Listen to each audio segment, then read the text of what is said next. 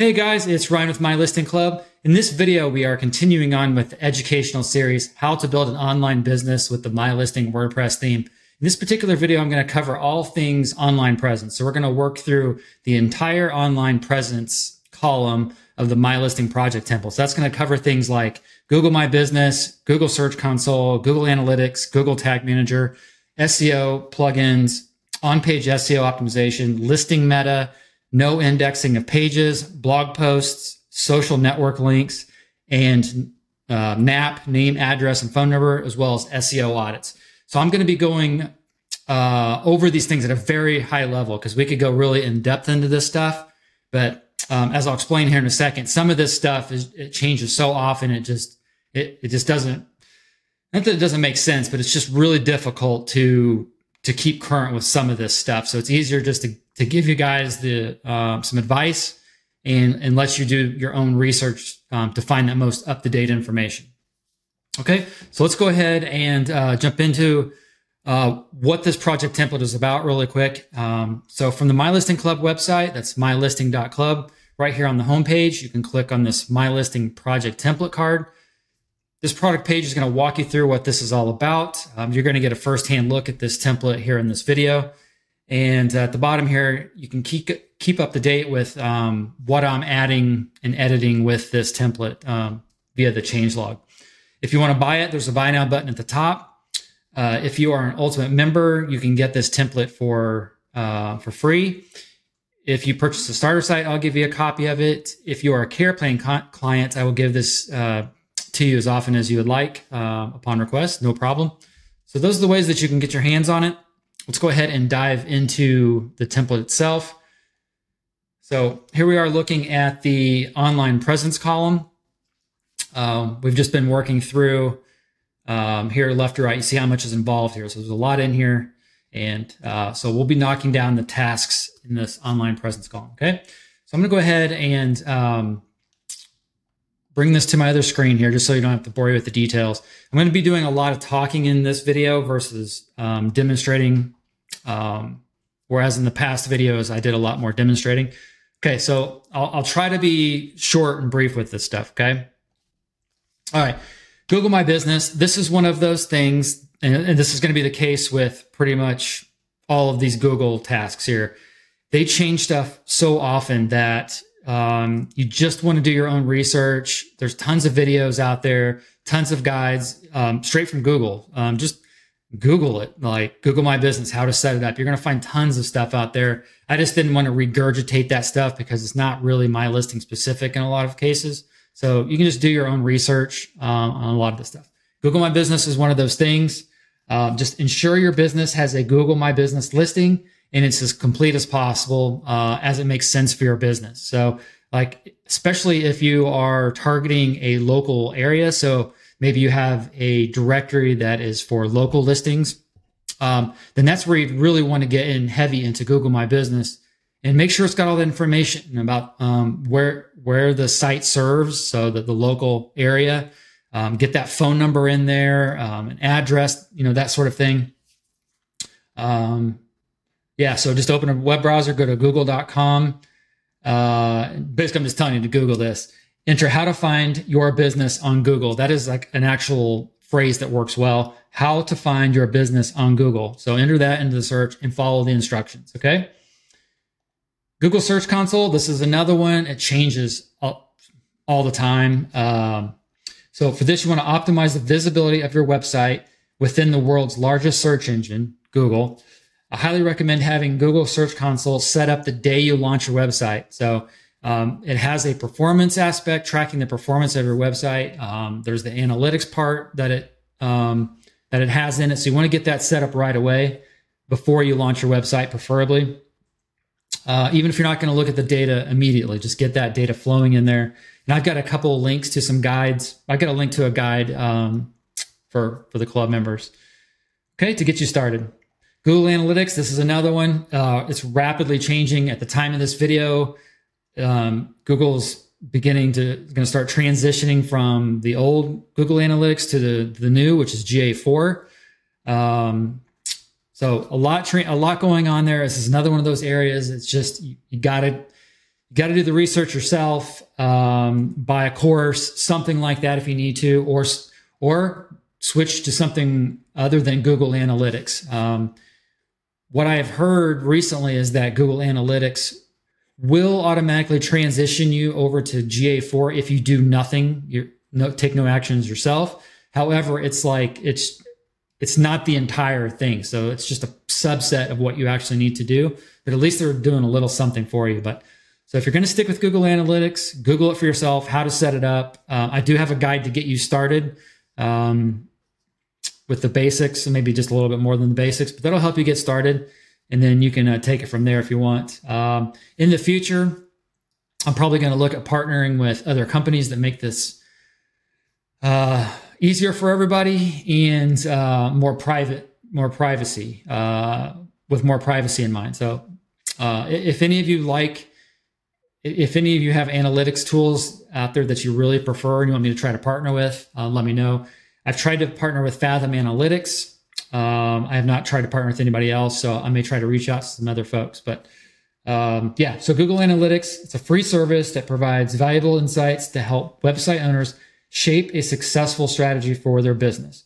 Knowing what content is driving engagement, where visitors are coming from, and what devices they are using to view the content is important. So this is similar to like in the MyListing area of the WordPress admin. You've got that stats area. This is the same thing. It's just, it's for you, the website owner, to easily be able to view the stuff. So it's more about your website. While you can track and view stats about listings and all that stuff, absolutely.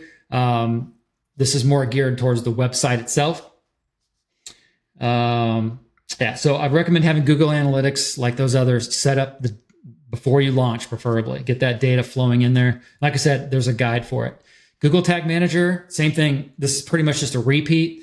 I've got a guide for it to get you started and Google it, the information for yourself. But Google Tag Manager is a free service that provides valuable insights to help website visitors shape same thing.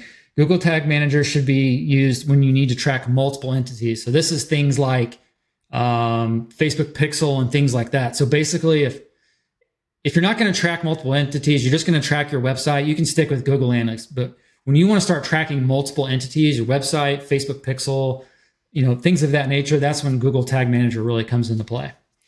Yeah, same thing. Have it set up before your website launches, preferably.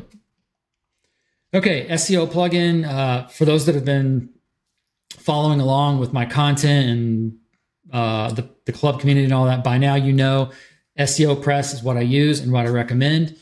Whenever someone puts up what is the best SEO plugin in the various social areas, social groups, social networks, I should say, I always like to chime in and say there is no best. It is a tool, and it is only as good as the person that is using it. So whether you install SEOPress or one of the competing plugins, if you can't just install it and expect it to work magic. It just doesn't work that way. So if someone says, hey, this plugin is better than SEOPress because of XYZ, like it doesn't, that's not even, there's no truth to that. There's just not. It's just a tool, and it's as good as you can, as good as the person behind using it. So there are some caveats, I guess you could say, to that. So one of the things that's really cool about SEOPress at the time of this video is the AI generation with OpenAI and ChatGPT. I did a video on that here recently, if you want to check that out. But typically what happens is one of these plugins will innovate on something, and then the other one will follow. I'm not saying the SEOPress is always the first to innovate, but typically they are. So if one does it, the other one typically will follow in their shoes. So that's good for all of us, because the competition is a good thing. Okay. What else can I tell you about this? I've already said it. There's a deal in the club for SEOPress Pro. I highly recommend you check that out. It's already very inexpensive as it is, and I've got a guide for setting it up. Okay. Okay, next up, on-page SEO optimization. So this is optimizing the actual content on your website. So the individual posts, pages, that sort of thing, to help them rank higher in traffic, search engines, okay? So this refers to the HTML source code. So behind the scenes, if you inspect a page or a post, but search engines are crawling the data that you see in the source code. Okay, so that's where they're looking, the bots. What else can I tell you? Again, a deal for SEOPress in the club, and then I've got a guide for successful on-page SEO for club members as well. So I link to that, all of that stuff in the project template. Listing meta. I've done videos on this. I've got a guide in the club. I've actually merged the guide that was for listing meta for my listing. I've merged that into the how to configure SEOPress for MyListing websites guide. So that's merged into that. So check that out. So again, deal for SEOPress Pro, and check out the SEOPress guide for tackling listing meta, whether it's assigning it manually or automating that process. Okay. No index pages, regardless of the search, the crawler, whether it's Google, Bing, like whatever, regardless, doesn't matter. You want to no index certain pages. These are pages that have little to no SEO value at all, or pages that can actually hurt you, things like that. So let me give you some examples here. So pretty much all WooCommerce endpoints, my account, cart, checkout, it's a no-brainer, zero SEO value. All policy pages. This one's kind of could be up for debate, but your privacy, your terms and all that, I don't know if you need to actually index that. If you have the crawl budget, which is when Google or another bot, crawl bot comes to your website, they have what's called a crawl budget. So they say, hey, let's give My Listing Club 5 minutes of our time or 30 seconds of our time or whatever. That's a crawl budget. And they crawl as much data as they can within that time frame, that crawl budget. So you have to ask yourself, one, do you want that policy information to be out there on the internet and indexed? Two, does it have any SEO value to the point where it could get in the way of other content being optimized because of the crawl budget? So you got to really ask yourself that. Core My Listing pages, the add listing page, claim listing page, etc. These are the core pages that make My Listing work. They do not need to be indexed. They have zero SEO value. Just don't index those. Core affiliate program solution pages. So affiliate registration, affiliate login pages, things of that nature, do not index those pages. Core multi-vendor solution pages. So that's vendor registration, vendor logon. Do not index those pages. Core membership solution pages, membership registration, membership login, all of those pages. Restricted content pages, no index. It's a very simple thing to ask yourself. When you have a post or a page, is it super thin on content? Does it have little or no SEO value? Just simple rule of thumb, just do not index it, okay? SEOPress makes this super, super simple. A couple clicks of a button. You can do it on a per post page basis. You can also get into the SEOPress settings and automate a lot of this stuff. So there you go. All right, blog posts. I recommend that you have at least 3 SEO optimized blog posts before you launch your website. So you want to get that Google crawl on your site, crawling that valuable content, show them you're trustworthy, give them a reason to come back to your website. Don't let them hit your website with very little content, and because that gives them little reason to come back. So right away when you launch your site, get those blog posts in there, really good ones, get them SEO optimized, get them crawled, get Google knowing about your site and excited about coming back and seeing what other content you have. I recommend, since we're all using Elementor here with My Listing websites, I recommend Elementor Pro. Get in there, design a beautiful template, use a template they already have in their library, grab a template from the My Listing Club, but just get a really nice blog post template, get that applied to your blog posts. Yeah, there you go. So that's enough for that particular task. Social network links. I often see people throw these in the header of their website. I recommend you do not do that. And the reason I recommend that is because you want people to stay on your site longer, not leave it. So if you drop a link to Facebook or whatever it is in the header, people see that and they click on it, boom, they're gone, they're off your website. Hopefully you open those in a new tab, but even if you do, you're taking them away from your website. Get those social media links in there, but get them in the footer of your website. Get them on your coming soon page. Get them on the contact us page. Get them within the sidebars or somewhere in your blog posts. Yeah, those are some examples of where I put it. I would not put it in the header. I think that is a fatal mistake. All right. Excuse me. NAP, name, address, and phone number. This mostly comes into play for those that want to rank locally. So again, NAP, name, address, and phone number. You want to make sure that this information is consistent everywhere that you list it. So whether it's your website, whether it is a listing in Google, whether it's a listing on somebody else's directory website, yellow pages, whatever in your country you guys call it, anywhere that you have those citations where your business is listed, make sure the name, address, and phone number is identical. This tells search engines that you are trustworthy, that you know what the hell you're doing, and things are consistent, and they are not confused by your data. So if they see your company name is spelled differently and different syntax, the names of your company is rearranged differently, like last name first, first name last, or the address is incorrect, or the phone number is incorrect or inconsistent, that you look untrustworthy in that case. So make sure it's all consistent. NAP placement ideas, header, footer, contact us page. Those are some good places to put it. Okay. A really quick story here. If all things are created equal, like that means, like, let's say that you have a local directory in your hometown and somebody else also has a directory in your hometown, and you guys are like fighting it out. Like you're one and they're number two in search engines, or you're number two and they're number one, or you guys are just constantly back and forth.